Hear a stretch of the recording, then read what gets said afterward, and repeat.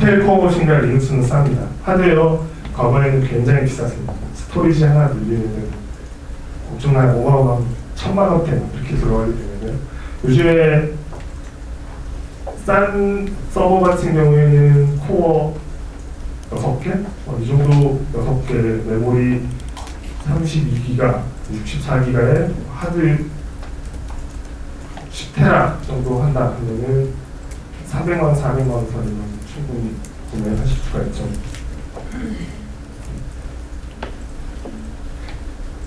빅데이터라는 것 자체는요, 기본적으로 이제 배치성으로 돌아가게끔 되어 있습니다. 어떤 식으로 돌아가게 되어 있고, 하드웨어에 대한 에코시스템이라고 얘기를 해요. 정확하게 이제 하드웨어에 대한 에코시스템이 뭐냐면, 하드웨어 기반으로 한 주변 이렇게 응용 소프트웨어들입니다. 하나씩 살펴보면요, 웹에서 이제 크롤링이라고 하죠. 웹에 있는 데이터들을 수집할 때는 너치라는 것들을 이제 많이 사용하고 있죠. 그 다음에 이제 너치라는 걸 사용해서 데이터를 실제 저장을 해야 되겠죠. 저장을 하는 데 있어서는 하드웨어 HDFS라는 걸 사용을 합니다. 네. 저장을 했으면 또 뭔가에 사람들이 욕구가 생기잖아요. 무슨 욕구가 생길까요? 4번 항목에 보시면은 뭔가의 데이터를 검색을 해서 분석을 하고 싶어 합니다. 네. 분석을 할 때는 이제 하드웨어 맵뉴뉴스를 사용해서 분석을 하게 되고요. 네. 분석을 할 때 또 뭐가 문제냐? 웹에서 크롤링 했으니까 우리가 흔히들 얘기하는 비정형 데이터들입니다. 비정형 데이터들을 수집을 해서 정형 데이터로 이제 변환을 해야 되겠죠. 변환하는데 있어서는 이제 RDBMS에 있는 데이터를 RDBMS로 정형 데이터를 집어넣을 수도 있고요. 아니면 정형 데이터를 처리할 수 있는 뭐 NoSQL 같은 걸 활용하기도 합니다. 이제 실제로 이제 데이터를 저장을 했으니까 뭔가에 조금 더 웹뉴스를 짜기 너무 힘들어요. 뭔가 좀 더 쉽게 사용하고 싶어요. 그런데 욕구가 또 생기죠.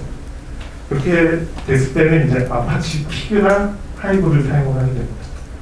그렇게 되면 이제 결과적으로 이제서야 우리가 원하는 검색과 뭔가의 레포트를 확인할 수가 있습니다. 여기까지 하면 또 참 좋죠. 근데 기업 입장에서 뭔가에 또 다른 욕구가 생겨요. 복잡한 배치 작업들을 뭔가 이렇게 좀 간편하게 아니면은 플로우를 만들어서 이렇게 처리를 하고 싶어 하시거든요. 워크플로우에 대한 욕구가 또 생깁니다. 네. 그럴 때는 이제 가장 쉽게 사용할 수 있는 게 마치 우지라는 여기 있고요. 이것만 또 있느냐? 정확 유지보수 관리를 좀 더 쉽게 해야 되겠죠. 모니터링에 대한 욕구가 또 생깁니다. 모니터링 죄송합니다. 하드웨어 에코시스템에 대한 모니터링, 슈나 뭐 방글리아 같은 툴을 써서 모니터링 있거든요. 그것만 또 있느냐? 하드웨어에 대한 그 문제점들이 있거든요. 이쯤 되면 이제 하드웨어에 대한 문제점들을 다 파악하실 거예요. 하드웨어를 이제 좀 더 자세하게 잘 관리를 하고 싶다라고 하시면은 그 주키퍼라는 또 관리를 할 수 있는 솔루션들을 사용하게 됩니다. 그리고 우리가 이제 최종으로 바랄 목표는 OLTP성이잖아요. 트랜잭션당 이제 분석을 뭔가 하고 싶은데 이런 것들을 또 이제 좋게 하드웨어에 넣어서 분석하고 싶으시다면 HBase를 사용하게 됩니다. 여기까지가 이제 보통 기업에서 하드웨어를 사용해서 배치 처리를 하는 거에 대한 로드맵 정도라고 생각을 하시면 돼요.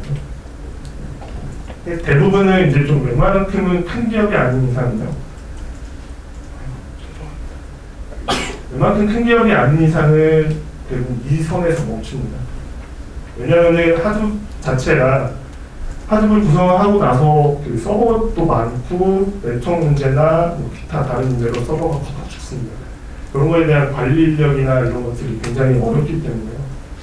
관리 인력이나 이런 것들은 IDC나 다른 외주 인력을 써서 처리를 많이 하시죠.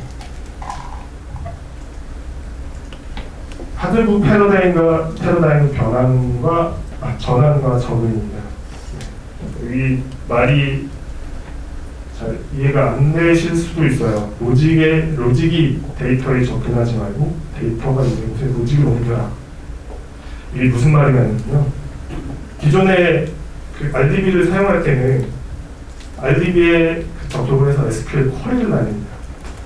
SQL 쿼리를 날리면은 로직이 데이터에 이제 쿼리가 데이터에 접근을 해서 결과물을 끄집어 오죠.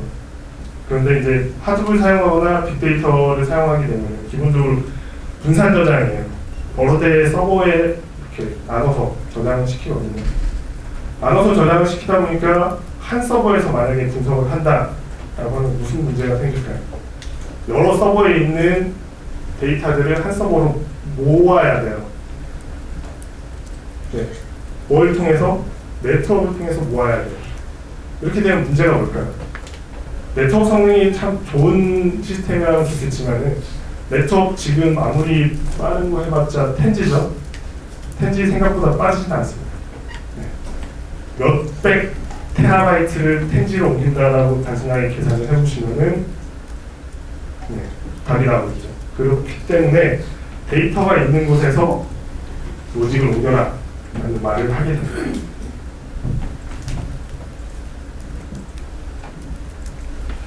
데이터 처리에 있어서 하둡과 RDBMS의 위치입니다. 그 RDBMS가 지금 한 40여 년, 50년 가까이 이제 역사를 가지고 있어요.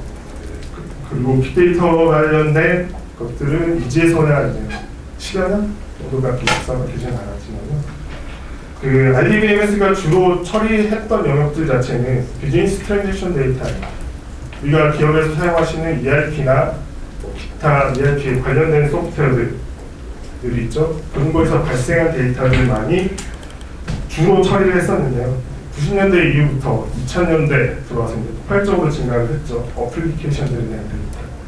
그러니까 와스나 뭐 웹서버 같은 경우부터 시작할 수도 있고요.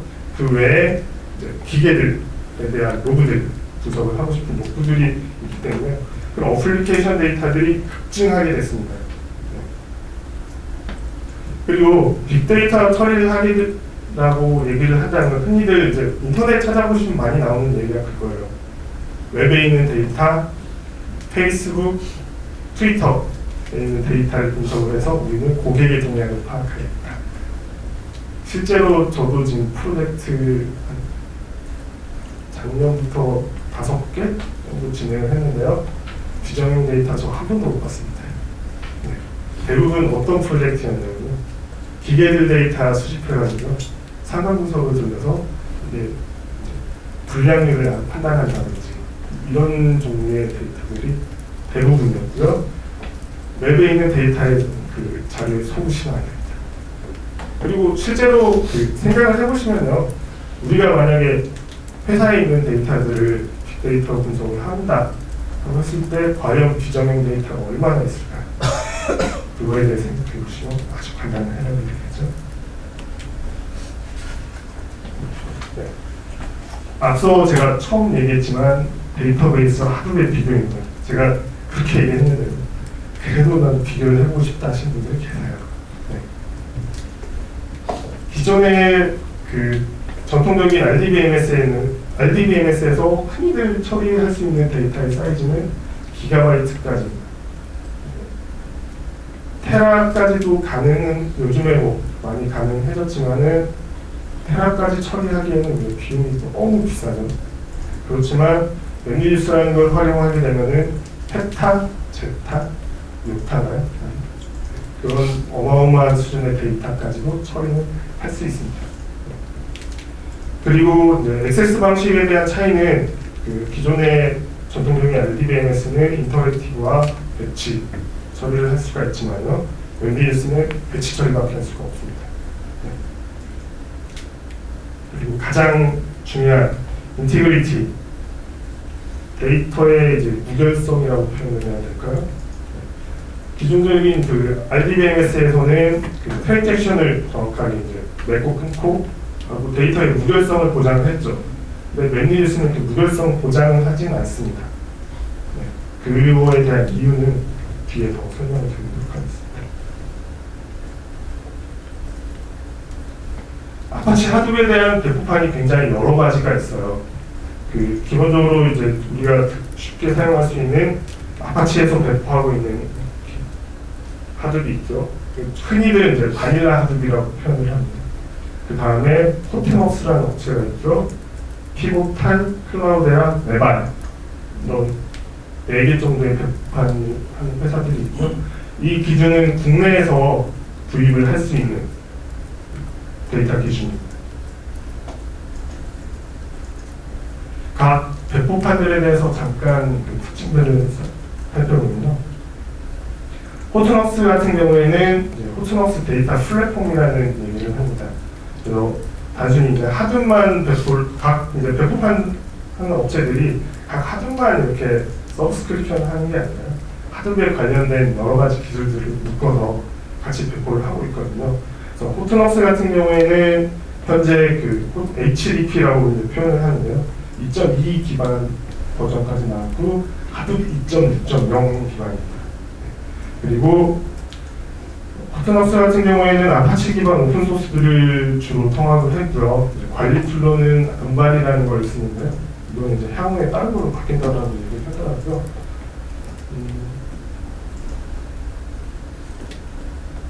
그리고 이제 호트너스 같은 경우에는 기존의 아파치 하드웨어 에코시스템을 가지고 약간 이렇게 개선을 합니다.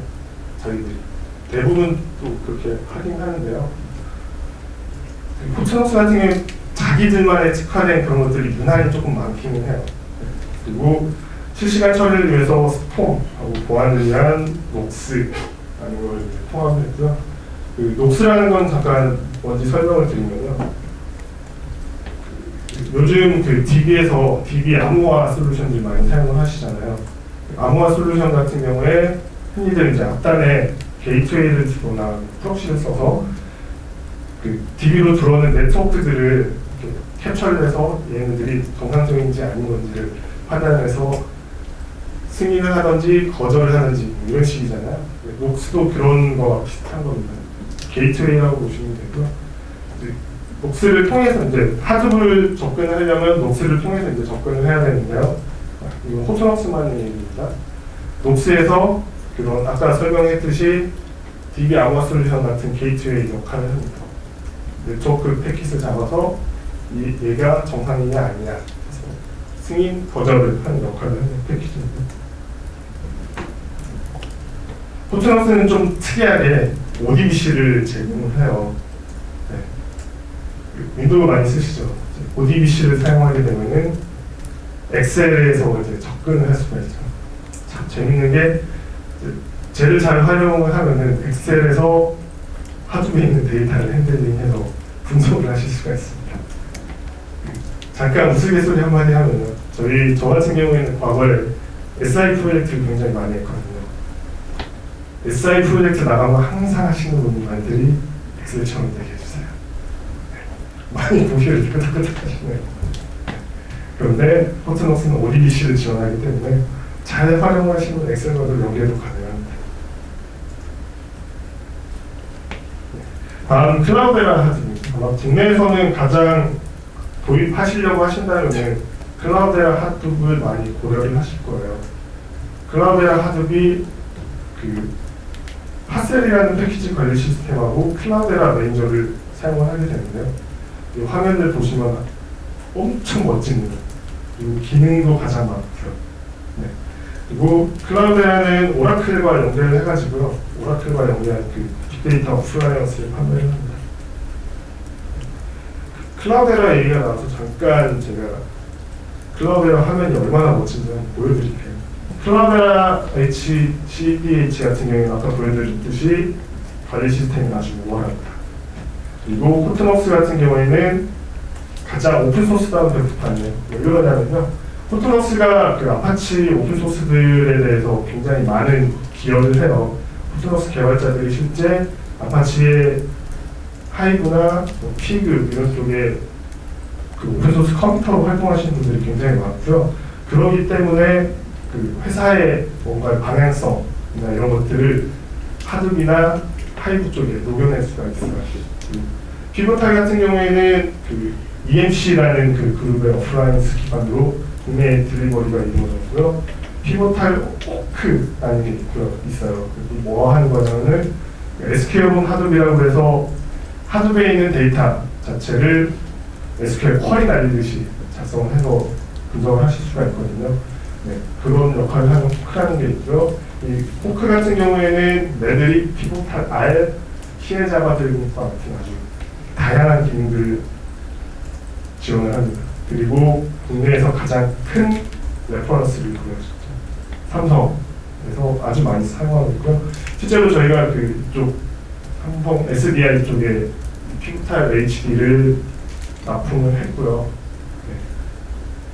성능이 생각보다 괜찮았습니다. 피보탈 호크에 대한 얘기를 잠깐 더 해드릴게요. 호크 같은 경우에는 지금 상용 프로그램인데요. 이게 하반기에 오픈소스로 풀린다고 합니다.